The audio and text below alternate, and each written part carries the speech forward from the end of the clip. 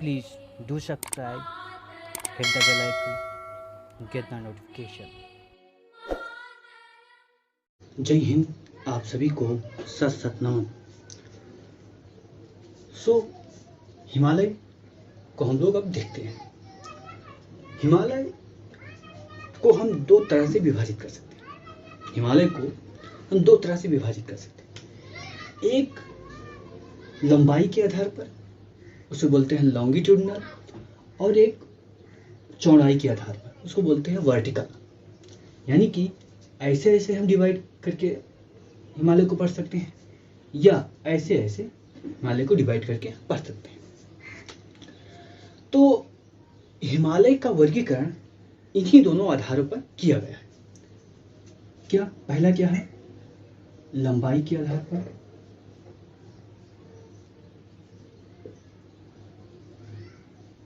लंबाई को आधार माना गया है। आधार इसलिए माना गया है क्योंकि उसमें तीन श्रेणियां हैं, इनको बोलते हैं लॉन्गिट्यूडनल।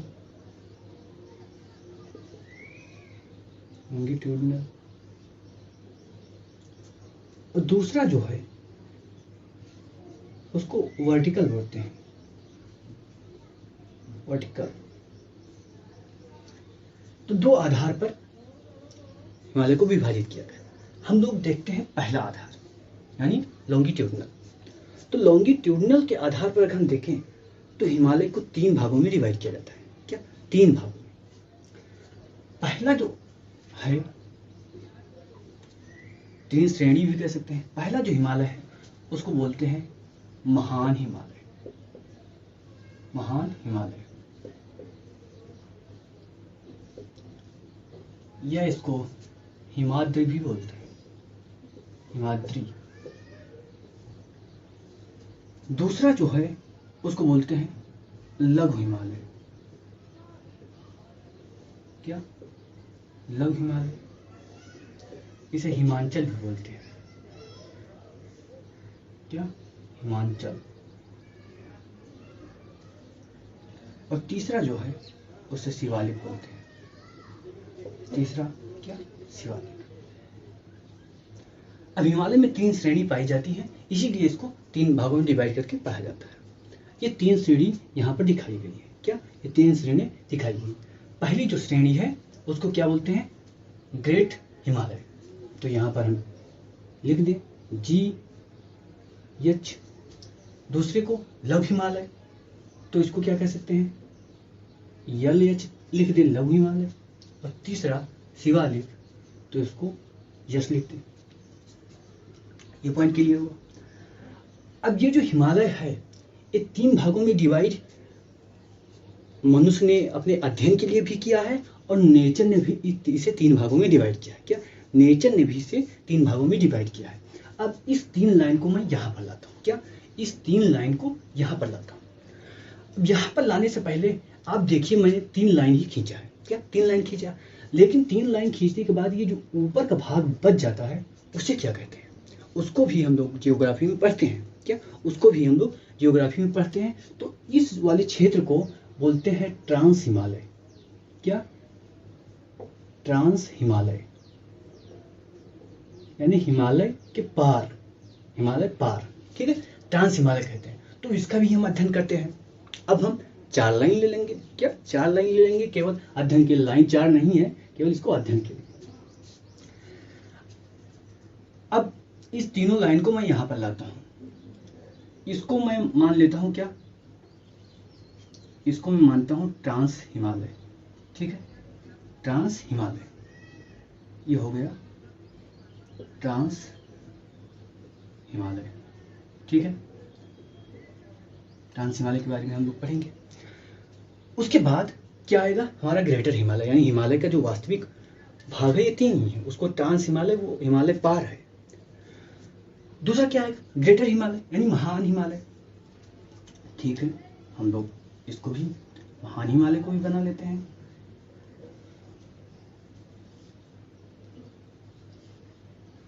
ठीक है, ये हो गया हमारा ग्रेट हिमालय।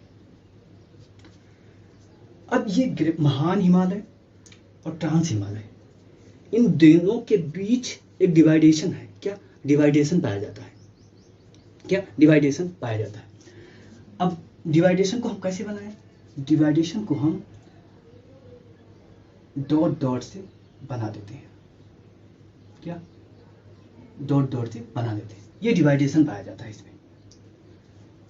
और ये जो डिवाइडेशन है नेचर ने खुद बनाया है। क्या? नेचर ने खुद बनाया है। इस डिवाइडेशन लाइन को, क्या इस डिवाइडेशन लाइन को सचर जोन कहते हैं। क्या? सचर जोन कहते हैं, या इसका एक नाम और है हिंज लाइन। क्या? Hinge line.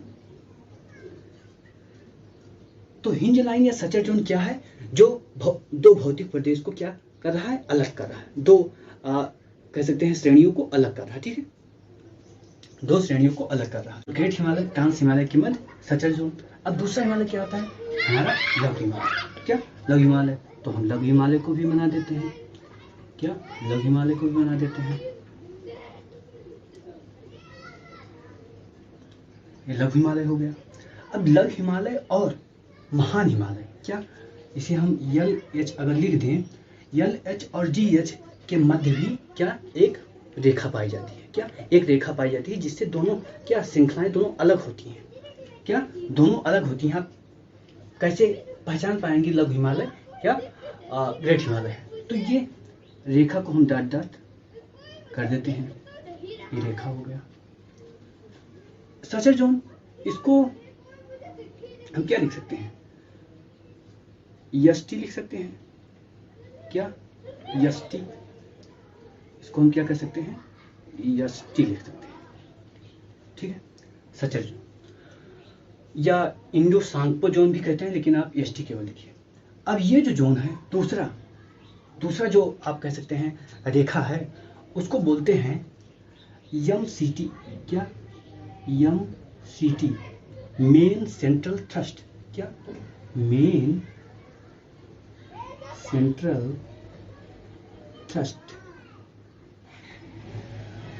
ठीक है, तो दूसरा क्या हो गया? हमारा MCT हो गया। क्या? MCT हो गया, मेन सेंट्रल थ्रस्ट। आप इसे देवनागरी लिपि में ही लिखिएगा। ठीक है, अब लेसर हिमालय के बाद तीसरा जो श्रेणी है वो क्या है? तीसरी श्रेणी है हमारी शिवालिक। क्या? हमारी शिवालिक। तो शिवालिक को भी बना लेते हैं। क्या? शिवालिक को भी बना लेते हैं। अब शिवालिक के मध्य भी क्या पाई जाएगी? एक रेखा पाई जाएगी। क्या?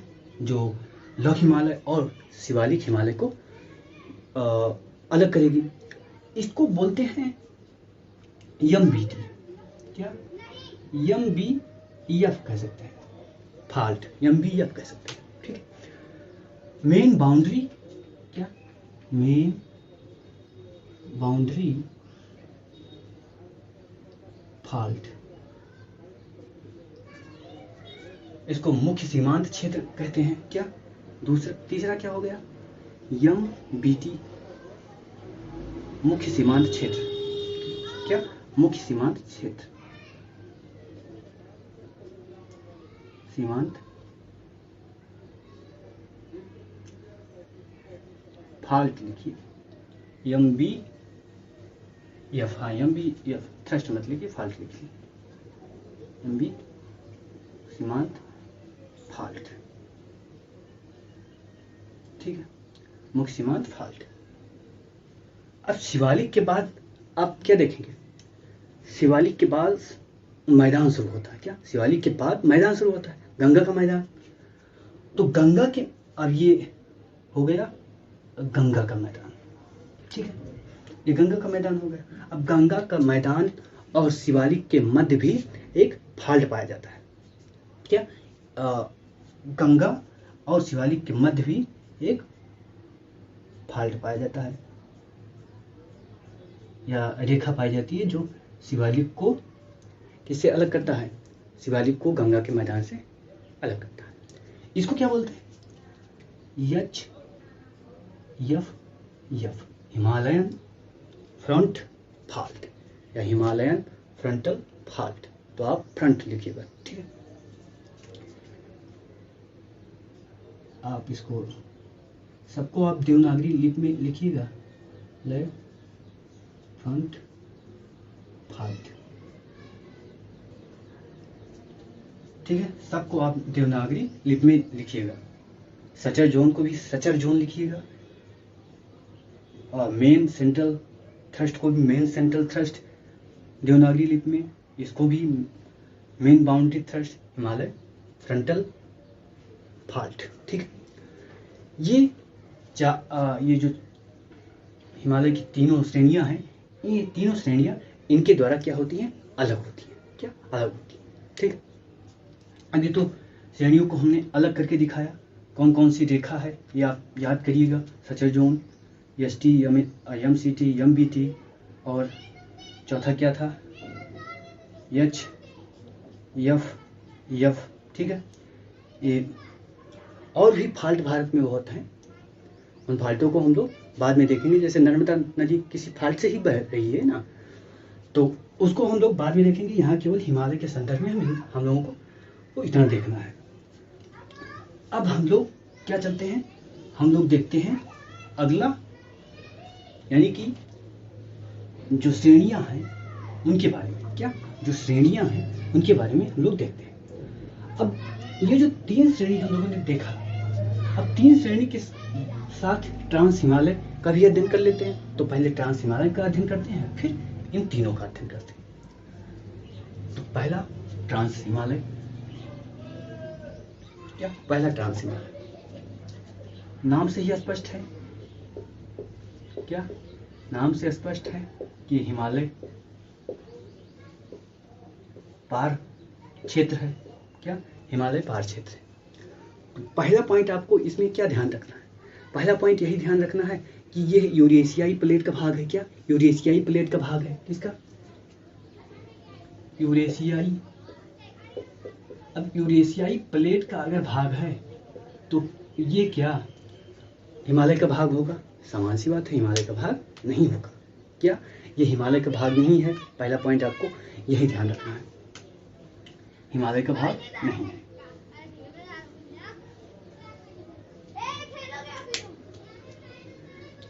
हिमालय का भाग नहीं, ठीक। अब सामान्य जानकारी इसकी हम ले लेते हैं, क्या सामान्य जानकारी, इसको तिब्बती हिमालय भी बोलते हैं, क्या तिब्बती हिमालय भी बोलते हैं, क्योंकि हिमालय से सटा हुआ है तो तिब्बती हिमालय भी बोलते हैं। लेकिन अभी तिब्बती हिमालय हिमालय का तो भाग नहीं है, ये आपको दिमाग में रखना है, तिब्बती हिमालय, ठीक है, तिब्बती हिमालय बोलते हैं। और क्या इसके बारे में जानकारी है, इसकी अगर चौड़ाई आप देखें, क्या इसकी अगर चौड़ाई आप देखें तो लगभग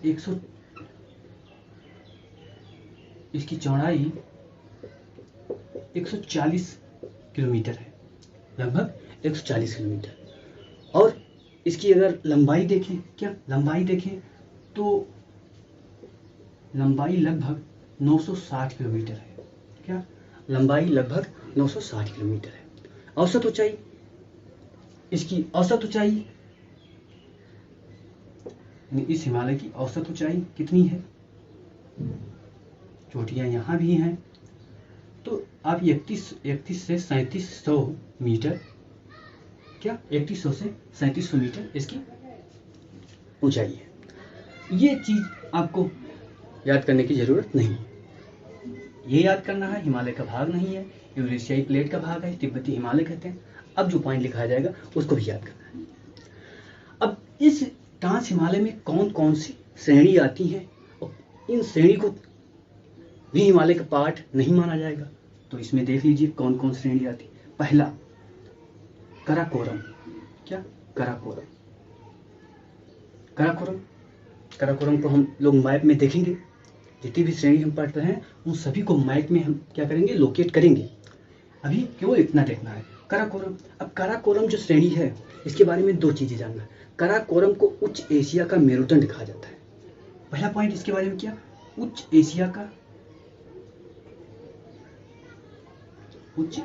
का मेरुदंड, ये पॉइंट आपको ध्यान रखना है, ठीक है। और दूसरा पॉइंट, इसे कराकोरम को क्या बोला जाता है, इसे वसुधा का धवल शीर्ष बोला जाता है। क्या? वसुधा का धवल शीर्ष,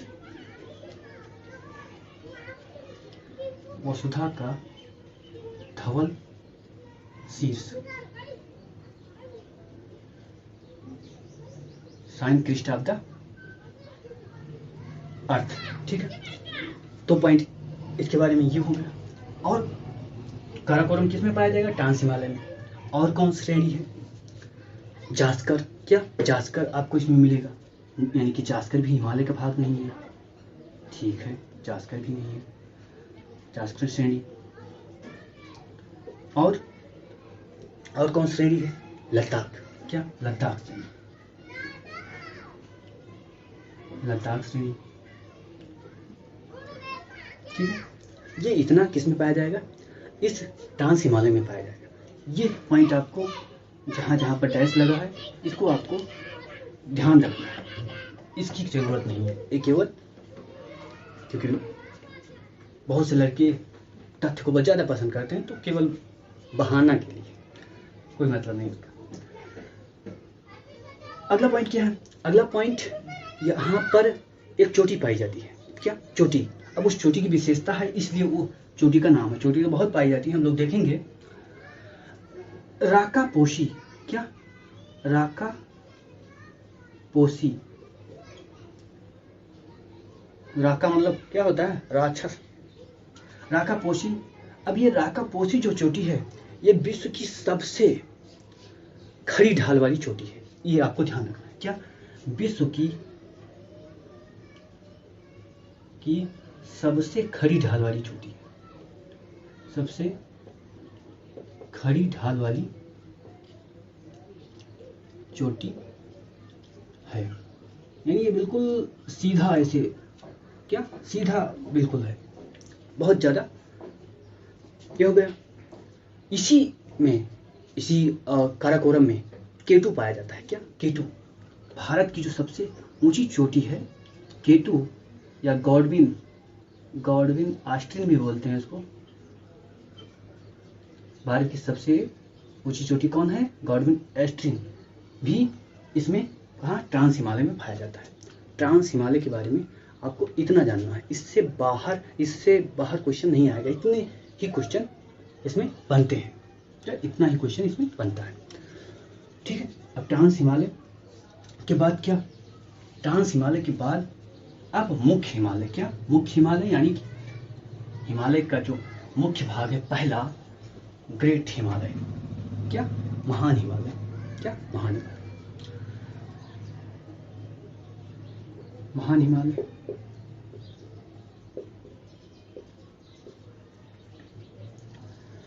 महान हिमालय के बारे में थोड़ा जानते हैं। पहला पॉइंट ये ही कि इसका जो औसत ऊंचाई है सबसे अधिक है, क्योंकि इसी में औसत ऊंचाई, इसकी औसत ऊंचाई 6100 मीटर है, यानी कि सबसे अधिक ऊंचाई पर यही। और इसी में सभी विश्व की सभी प्रमुख चोटियां पाई जाती हैं। क्या? इसी में विश्व की सभी प्रमुख चोटियां पाई जाती हैं। अब इसमें कौन कौन चोटी पाई जाती है वो ज्यादा इंपॉर्टेंट है। क्या? कौन कौन चोटी पाई जाती है वो ज्यादा इंपॉर्टेंट है। तो हम लोग देख लेते हैं, उसको मैप में हम लोग अलग से लोकेट करेंगे। क्या? अलग से लोकेट करेंगे। पहला चोटी कौन है? एवरेस्ट। कहाँ पाया जाता है? एवरेस्ट यही पाया जाएगा। क्या? एवरेस्ट, माउंट एवरेस्ट हो गया। और कंचनजंगा,